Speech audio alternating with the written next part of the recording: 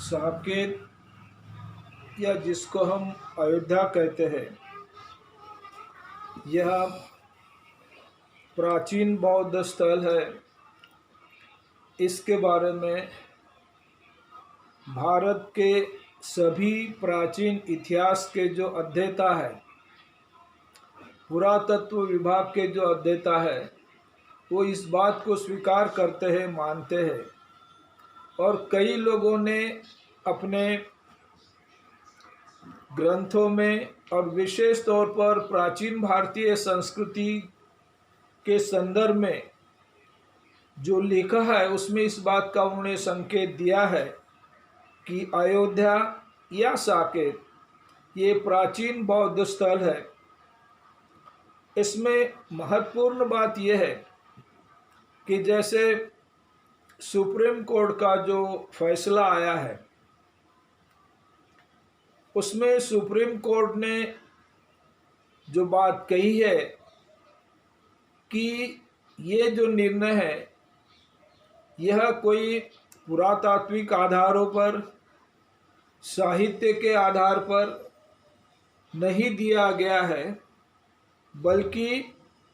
एक धार्मिक श्रद्धा या आस्था और विशेष तौर पर हिंदू समाज की,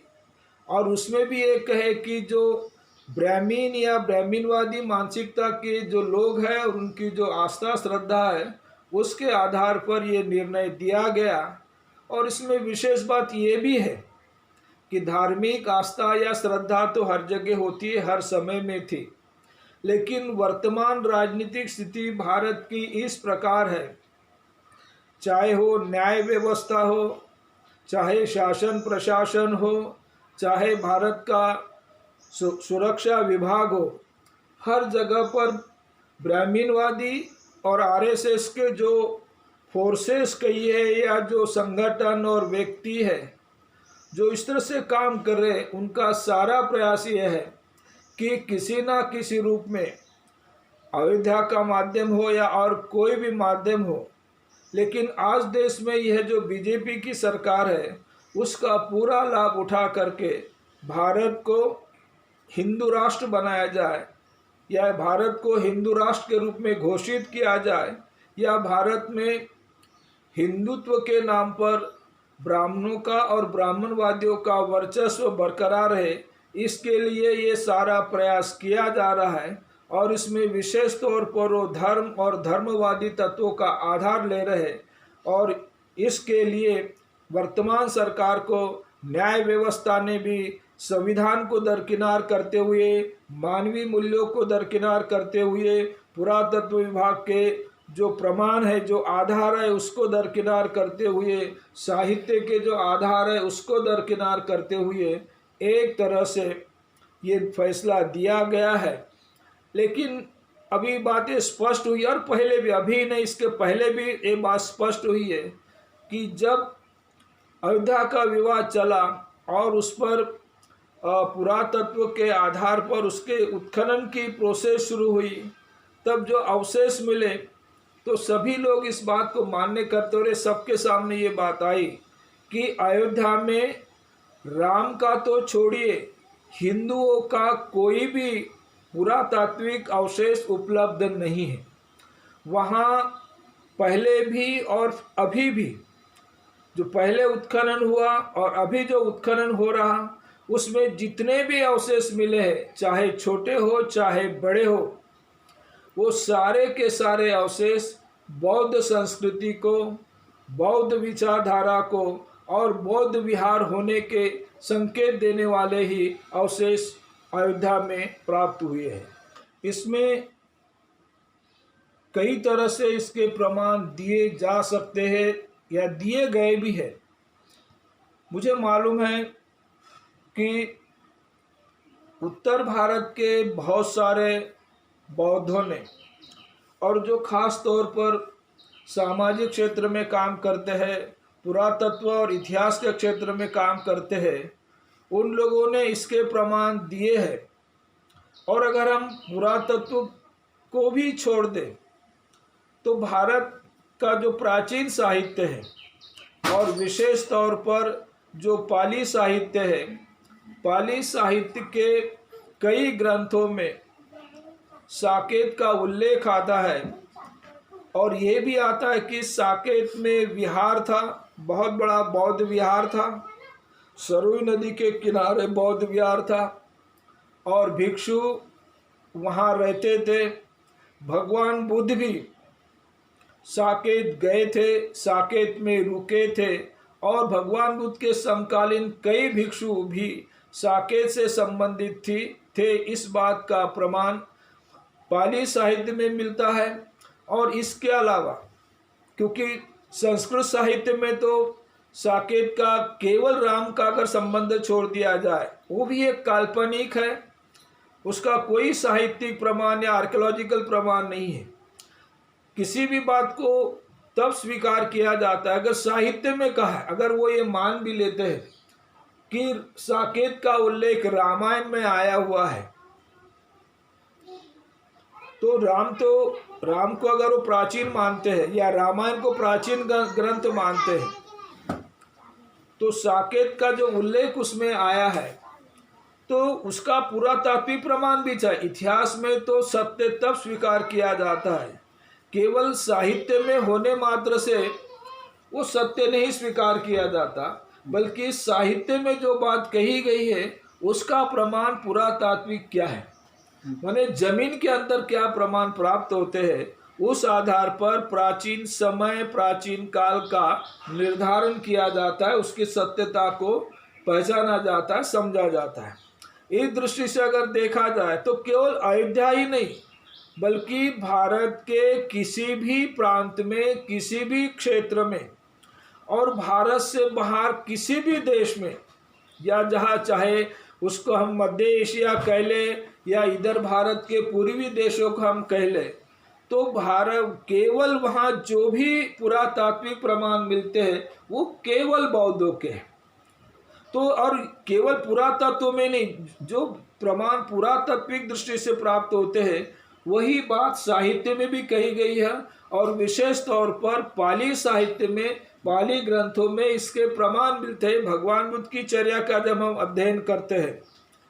जब हम प्राचीन स्थलों का अध्ययन करते हैं, तब हमको साहित्य और पुरातत्व में जो प्रमाण उपलब्ध होते हैं उसी के आधार पर हमें कह सकते हैं कि ये अयोध्या या साकेत जो है ये बौद्धों का प्राचीन नगर है। और उसका ये भी है कि अभी इसी गवर्नमेंट ने पिछले 1 साल के दरमियान साउथ कोरिया के किसी विशेष अतिथि को भारत में बुलाया था और उसका सत्कार उन्होंने अयोध्या में किया था। और प्रसंग ये था कि ये जो सैमसंग नाम की कंपनी है, ये साउथ कोरिया की कंपनी है और उसके उद्घाटन के लिए वहाँ की राजकुमारी कहिए या और किसी इसको उन्होंने बुलाया था और उसमें उन्होंने ये भी कहा था कि साकेत की जो राजकुमारी है उसका ब्याह कोरिया के किसी राजकुमार से हुआ था। अब कोरिया में तो बुद्धिज्म ही था, चाहे साउथ कोरिया हो, नॉर्थ कोरिया हो और मध्य एशिया हो, तिब्बत से लेकर सारा उत्तरी भारत जो है, चाहे उसमें थेरवादी बुद्धिज्म हो या महायानी बुद्धिज्म हो, तो वो तो वहाँ केवल बुद्धिज्म ही है। तो इसका मतलब है कि अयोध्या से प्राचीन काल से ही साउथ कोरिया का संबंध रहा है और इसका मतलब है कि बौद्ध धर्म से ही उसका संबंध रहा, ये भी एक उसका प्रमाण है और भारत सरकार ने भी उसको स्वीकार किया है। लेकिन दुख की बात यह है, या और कहिए कि कोई बहुत बड़ी चालबाजी भी हो सकती है कि भारत के सुप्रीम कोर्ट ने उस बात को नज़रअंदाज करते हुए एक तरह से अपना फैसला दिया है। वो फैसला निश्चित रूप से भारत की सार्वभौमिकता के लिए और भारत की स्वतंत्रता के लिए और भारत के संविधान के लिए भी आगे जाकर एक बहुत बड़ा खतरा हो सकता है, क्योंकि बहुत समय तक, क्योंकि हम बहुसंख्यक हैं इसलिए हम जो कहेंगे उस बात को आप लोगों ने मान लेना चाहिए। इस तरह की धारणा जो भारतीय राजनीति में कई सालों से है, वो धारणा एक दिन जाकर भारत को खंडित कर सकती है भारत की सार्वभौमिकता को समाप्त कर सकती है। और इसके संकेत अभी हमको भारतीय राजनीति में दिखाई देने लगे हैं कि भारत के जो राजनीतिक संबंध है, जो सामाजिक संबंध है, जो सांस्कृतिक संबंध है, वो भारत के पड़ोसी देशों से ठीक नहीं है। ये संकेत इस बात का है कि वर्तमान में जो भारतीय राजनीति जिन मुद्दों पर, जिन सिद्धांतों पर, जिन वसूलों पर चल रही है, वो भारत के लिए एक तरह से बहुत घातक हो सकती है, भारत की सार्वभौमिकता के लिए घातक हो सकती है, और इसके दुष्परिणाम भविष्य में भारत को भोगने भी पड़ सकते हैं। मेरा तो ये मानना है, एक अम्बेडकरवादी होने के नाते, एक बुद्धिस्ट होने के नाते, कि भारत की जो भी समस्याएं हैं, चाहे वर्तमान की हो या इतिहास से संबंधित हो, उन सवालों को सरकार के सामने रखा जाए और सरकार से आग्रह किया जाए कि उस समस्या का वो निराकरण करे। अब ये बात तो स्पष्ट है, आप भी जानते हैं, हम भी जानते हैं कि वर्तमान सरकार का जो चरित्र है, और केवल वर्तमान ही नहीं, आज़ादी के पहले और आज़ादी के बाद में भी उसका प्रतिशत कम ज़्यादा हो सकता है, लेकिन भारत में एक बहुत बड़ा तबका ऐसा रहा है कि जो भारत में को किसी ना किसी रूप में हिंदूवाद की ओर, ब्राह्मणवाद की ओर ले जाने का प्रयास करता रहा है। बाबा साहब डॉक्टर आम्बेडकर के नेतृत्व में यहाँ दलितों ने, अम्बेडकरवादियों ने आंदोलन भी किया, और आंदोलन के माध्यम से ही अपने बहुत सारे अधिकारों को, चाहे सामाजिक हो, चाहे राजनीतिक हो, चाहे आर्थिक हो, चाहे शिक्षा संबंधी हो, या किसी भी मानवीय पहचान के जो सवाल है, वो हल करने के लिए आंदोलन का रास्ता अपनाया है। जहाँ तक अयोध्या का सवाल है, साकेत का सवाल है, तो जैसे मैंने कहा, और भारत के तमाम जो इंडोलॉजिस्ट है, आर्कियोलॉजिस्ट है, या इतिहास तज्ञ हैं, वो सभी इस बात को स्वीकार करते हैं कि अयोध्या बौद्धों का स्थल है, भगवान बुद्ध के साथ उसका संबंध है, भगवान बुद्ध उस स्थल से परिचित थे, वहाँ वो रहे भी थे, गए भी थे, और उसके बाद जितने बौद्ध राजा हुए उन्होंने भी अयोध्या के साथ अपना संबंध रखा है, संपर्क रखा है। लेकिन वर्तमान में सरकार की जो नीति है,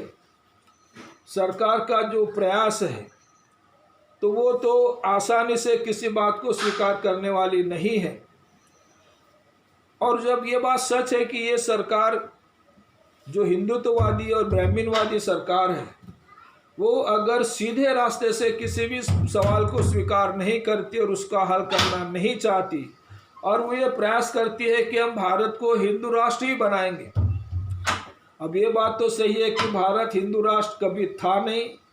और न वो है, न वो भविष्य में भी हिंदू राष्ट्र बन सकता है। लेकिन हिंदू राष्ट्र के नाम पर जो बहुत सारे लोगों को जो बरगलाने का प्रयास किया जा रहा है, तो ऐसे समय में हमारी जिम्मेदारी है, यह है हमारा दायित्व, यह है कि चाहे अम्बेडकरवादी हो, चाहे जितने भी सेकुलर फोर्सेस है, चाहे जितने भी मानवतावादी लोग हैं जो भारत से प्यार करते, भारत के प्रति अपने हमदर्दी व्यक्त करते हैं, वो लोग इस तरह के सवालों को हल करने के लिए आंदोलन का रास्ता अपनाएं। और आप लोगों ने, चाहे वामन मेश्राम जी के नेतृत्व में हो या फिर विलास खराज जी के द्वारा जो प्रयास किया जा रहा है कि उन्होंने इस माध्यम से अयोध्या के सवाल को उठाया और अयोध्या के इतिहास को, साकेत के इतिहास को लोगों के सामने रखा, लेकिन सरकार ने अभी तक उसको स्वीकार नहीं किया है। ना सरकार स्वीकार करने के स्थिति में है या उसकी उस तरह की मानसिकता है, तो ऐसे समय में रास्ता एक ही है। क्योंकि आप सभी जानते हैं कि वर्तमान भारत का शासन, प्रशासन और न्याय व्यवस्था भी एक तरह से जातिवादी, हिंदुवादी मानसिकता से ग्रस्त है। और ऐसे समय में सवाल अपने जब है और अपना बेसिक सवाल है, बुनियादी सवाल है और सत्य पर आधारित है, तो उसके लिए संघर्ष करना जरूरी है। अब संघर्ष के तरीके कई हो सकते हैं, संघर्ष के रास्ते कई हो सकते हैं, लेकिन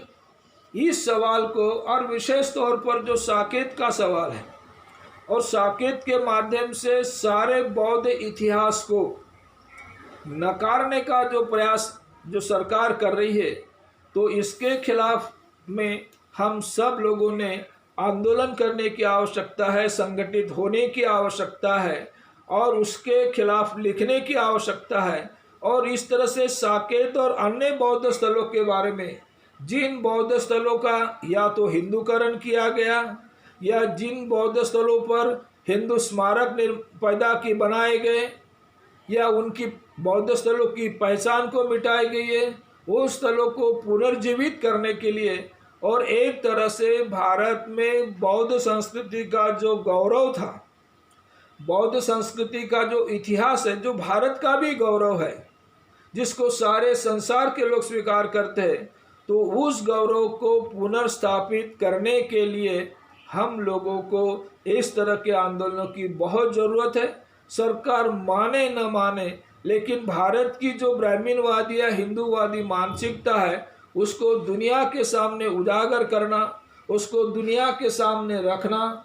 और ये कितनी घटिया मानसिकता है, इसको संसार के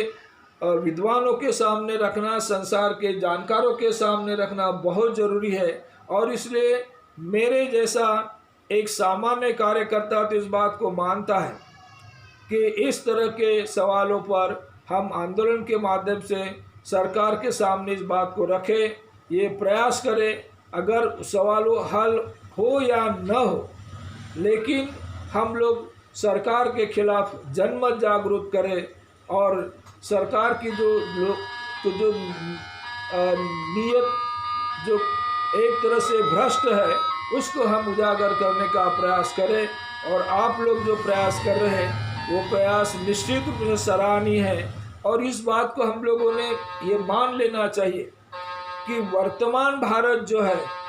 या वर्तमान भारत का चाहे बहुजन समाज हो, दलित समाज हो या बाकी जो अल्पसंख्यक समाज है, वो आज से 100 साल 200 साल पहले की मानसिकता में नहीं है। वो आज अपनी मानवीयता को, अपने मानवीय अधिकारों को जानते हैं, समझते हैं और उसके लिए हर तरह का संघर्ष करने के लिए तैयार है। और अगर हम ये चाहते कि इस देश से ब्राह्मणवाद समाप्त हो, इस देश में ब्राह्मणों की मोनोपोली समाप्त हो, उनका एकाधिकार समाप्त हो, और भगवान बुद्ध ने जो मानवीय मूल्य बताया है, ज्योतिबा फुले ने जो मानवीय मूल्य बताया है, बाबा साहब अम्बेडकर ने जो मानवीय मूल्य बताया है, शाह महाराज ने जो मानवीय मूल्यों की बात कही है, उसकी स्थापना यदि इस देश में करनी है, तो हमको वर्तमान समय में निश्चित रूप से ब्राह्मणवाद का जितना हम पर्दाफाश कर सकते हैं, उसकी नग्न तस्वीर को लोगों के सामने रख सकते हैं, उसको दरकिनार कर सकते हैं, वो करने का प्रयास यदि हम करते हैं, तो निश्चित रूप से आज भले ही आज हमारा न हो, लेकिन कल निश्चित रूप से हमारा होगा, इसमें कोई दो राय नहीं है। मेरा तो ये मानना है, एक अम्बेडकरवादी होने के नाते, एक बुद्धिस्ट होने के नाते, कि भारत की जो भी समस्याएं हैं, चाहे वर्तमान की हो या इतिहास से संबंधित हो, उन सवालों को सरकार के सामने रखा जाए और सरकार से आग्रह किया जाए कि उस समस्या का वो निराकरण करे। अब ये बात तो स्पष्ट है, आप भी जानते हैं, हम भी जानते हैं कि वर्तमान सरकार का जो चरित्र है, और केवल वर्तमान ही नहीं, आज़ादी के पहले और आज़ादी के बाद में भी उसका प्रतिशत कम ज़्यादा हो सकता है, लेकिन भारत में एक बहुत बड़ा तबका ऐसा रहा है कि जो भारत में को किसी ना किसी रूप में हिंदूवाद की ओर, ब्राह्मणवाद की ओर ले जाने का प्रयास करता रहा है। बाबा साहब डॉक्टर अंबेडकर के नेतृत्व में यहाँ दलितों ने, अंबेडकरवादियों ने आंदोलन भी किया और आंदोलन के माध्यम से ही अपने बहुत सारे अधिकारों को, चाहे सामाजिक हो, चाहे राजनीतिक हो, चाहे आर्थिक हो, चाहे शिक्षा संबंधी हो, या किसी भी मानवीय पहचान के जो सवाल है वो हल करने के लिए आंदोलन का रास्ता अपनाया है। जहाँ तक अयोध्या का सवाल है, साकेत का सवाल है, तो जैसे मैंने कहा, और भारत के तमाम जो इंडोलॉजिस्ट है, आर्कियोलॉजिस्ट है या इतिहास तज्ञ हैं, वो सभी इस बात को स्वीकार करते हैं कि अयोध्या बौद्धों का स्थल है, भगवान बुद्ध के साथ उसका संबंध है, भगवान बुद्ध उस स्थल से परिचित थे, वहाँ वो रहे भी थे, गए भी थे, और उसके बाद जितने बौद्ध राजा हुए उन्होंने भी अयोध्या के साथ अपना संबंध रखा है, संपर्क रखा है। लेकिन वर्तमान में सरकार की जो नीति है, सरकार का जो प्रयास है, तो वो तो आसानी से किसी बात को स्वीकार करने वाली नहीं है। और जब ये बात सच है कि ये सरकार जो हिंदुत्ववादी और ब्राह्मणवादी सरकार है, वो अगर सीधे रास्ते से किसी भी सवाल को स्वीकार नहीं करती और उसका हल करना नहीं चाहती, और वो ये प्रयास करती है कि हम भारत को हिंदू राष्ट्र ही बनाएंगे। अब ये बात तो सही है कि भारत हिंदू राष्ट्र कभी था नहीं,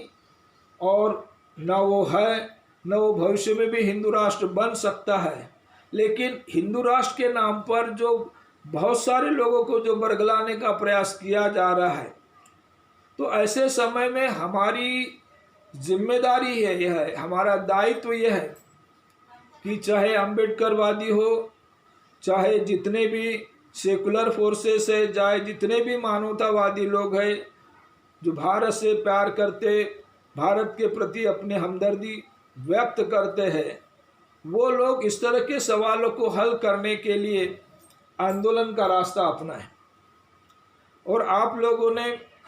चाहे वामन मेश्राम जी के नेतृत्व में हो या फिर विलास खरा जी के द्वारा जो प्रयास किया जा रहा है कि उन्होंने इस माध्यम से अयोध्या के सवाल को उठाया और अयोध्या के इतिहास को, साकेत के इतिहास को लोगों के सामने रखा,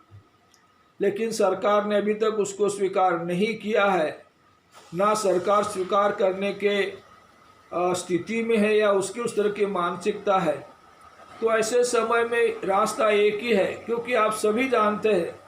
कि वर्तमान भारत का शासन, प्रशासन और न्याय व्यवस्था भी एक तरह से जातिवादी, हिंदुवादी मानसिकता से ग्रस्त है। और ऐसे समय में सवाल अपने जब है और अपना बेसिक सवाल है, बुनियादी सवाल है और सत्य पर आधारित है,